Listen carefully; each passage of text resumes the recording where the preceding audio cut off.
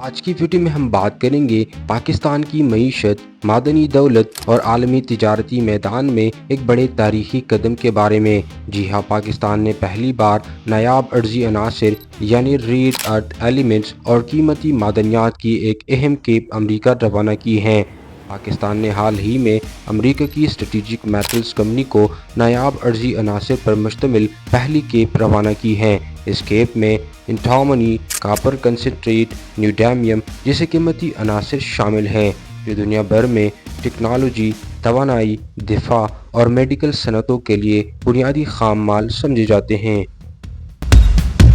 یہ ترسیل $500 ملین کے ایک مفاہمتی یادداشت کے تحت کی گئی ہے جو پاکستان کی فرنٹیئر ورکس آرگنائزیشن اور US اسٹریٹجک میٹلز کے درمیان طے پائی۔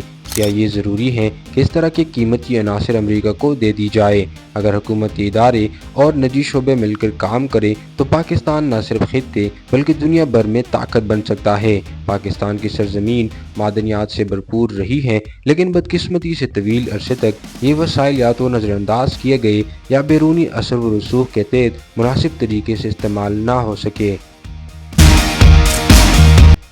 بلوچستان، خیبر پختونخوا، گلگت بلتستان اور شمالی علاقہ جات میں قیمتی دھاتوں اور نایاب عناصر کے بڑے ذخائر موجود ہیں۔ تازہ ترین تخمینے کے مطابق پاکستان کے پاس تقریباً 6 کروڑ امریکی ڈالر مالیت کے معدنی وسائل موجود ہیں جو اگر شفافیت، ٹیکنالوجی اور بین الاقوامی تعاون کے ذریعے استعمال کیے گئے تو ملکی معیشت کو نئی بلندیوں پر لے جا سکتے ہیں۔